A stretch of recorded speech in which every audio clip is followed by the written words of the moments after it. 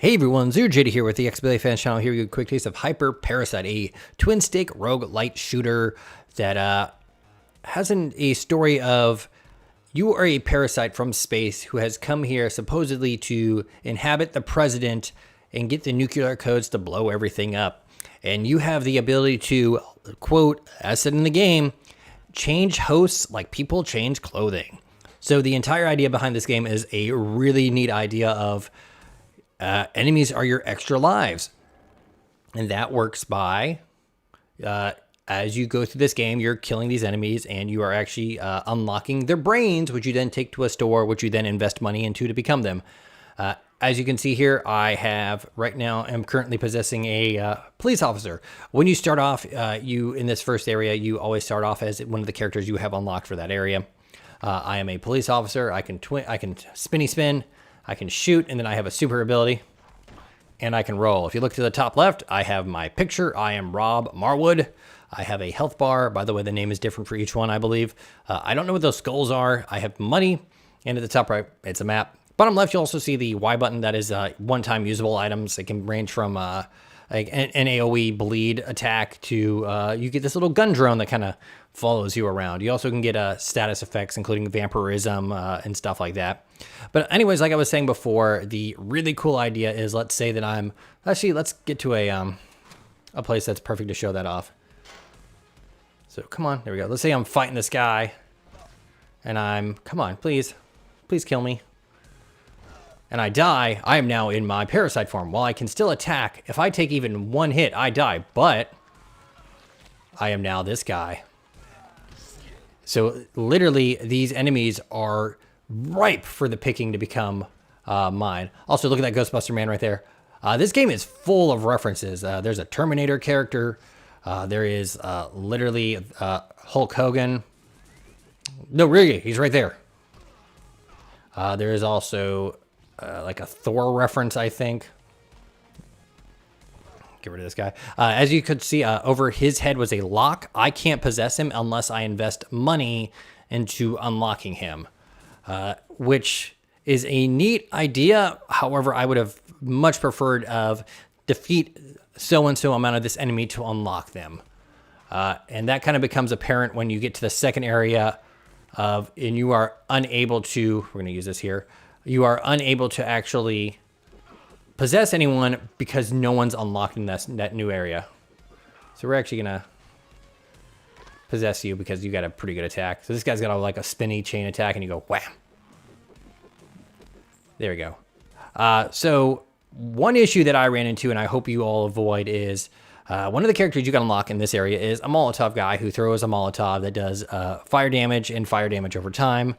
And he has a decent health pool, and that attack is pretty good. The thing is, though, if you kill an elite, which is the one you get the brains from, they have a red circle on them, and they kind of teleport in. Those are the ones that drop the brains. They don't drop brains if you blow them up. That is actually not told to you anywhere.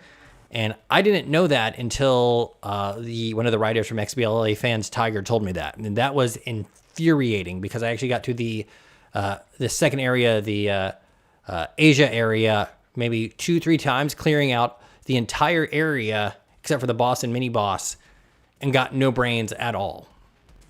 And I thought there was a glitch or something. No, apparently it's something they just didn't tell you is happening. Anyways, this is the person you bring the brains to, and you come on kind of over here. And as you can see, I've unlocked a nice number of them. And the way you kind of unlock them is you kind of run over them. Also, it's the I can't remember his name from Lethal Weapon. You throw coins in there and off you go. Just kind of spend money to unlock them. Like I said before, I think it would be a lot better if you could kill, let's say, like 100 of this guy and you can unlock them. Also, if you want to, you can store bodies. But I have a pretty decent character right now. But the idea behind this game is great.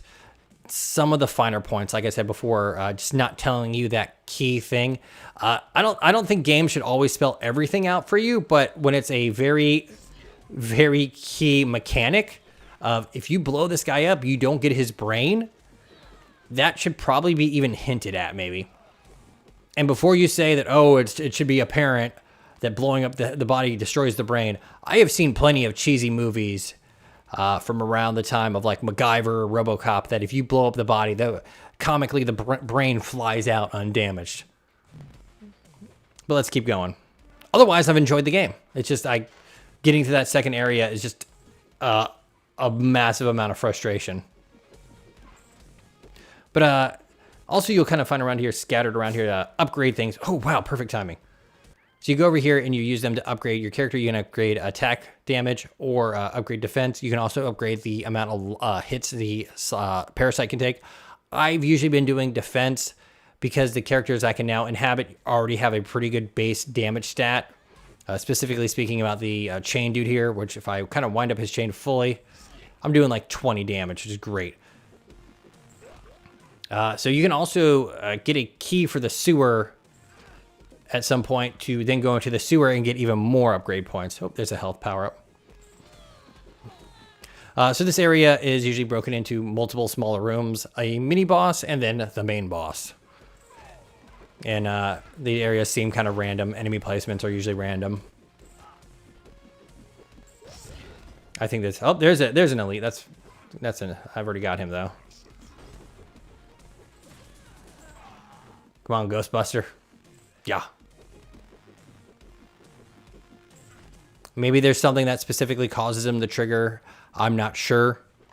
Like I said before, not too much is explained to you in this game. A lot of it you can kind of live without. Best feature of this game, I can just warp to back to an area I've already cleared. So good on you. Also, I don't think this should say no waiting. I think this should say no loading. That would have been a lot funnier. See, because you don't have to load between areas. That or no loitering. So those guys will actually activate the turrets in this area. I also noticed that after I beat an area, sort of new areas started, and like new sections of that area kind of showed up after playing it. Like I said before, this is a roguelite stuff that the only stuff that really transfers over is the characters you unlock. Because if I go to like, let's say you get to like the 4th area of this game and die, you're starting back from here. You can find an area to skip skip this area, but then again, I usually don't do that, mostly because I want to power up my character. And then again, I need to power up my character because I don't have anything unlocked in the next area, and that's the biggest bummer of this game. Okay, we're gonna go fight Rocky now. See, it's Rocky. The only thing he doesn't do is scream, "Hey, Adrian."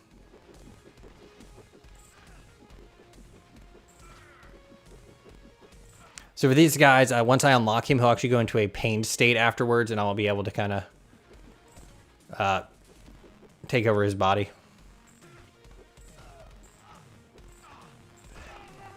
Oh, wow, he hit me hard. So a nice thing that happens in these areas, once you, if you mess up, it's just spawn a dude.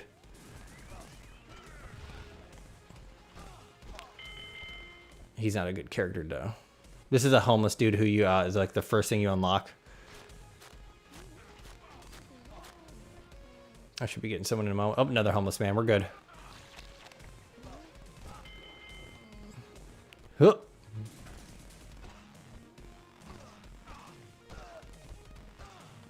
Should probably go ahead and let him kill me. Oh, I'm only getting homeless men's.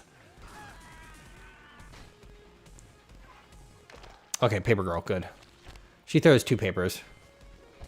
Not just one. Double the news. Double the... Oh, I'm on fire. That's terrifying. Like I said before, I think the idea is great. I really appreciate that they drip feed you. Damn, he's just messing me up. All right, there we go. We got the police officer. We can at least get a little bit of range on him. Oh, well, that didn't work. If I can get the Molotov guy, this guy's going to be toast. Nah, no pun intended. This is the only mini-boss I've encountered so far who actually recovers his health as you fight him. Which is really annoying.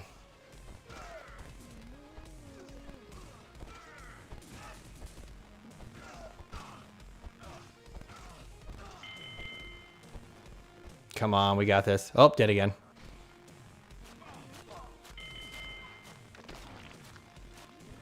Nope, dead. Well, you get the idea. But yeah, the like the biggest downfall of this game is I feel that, and this is going to probably repeat in every single new area you get to, you might struggle to get a foothold, where I kind of think that the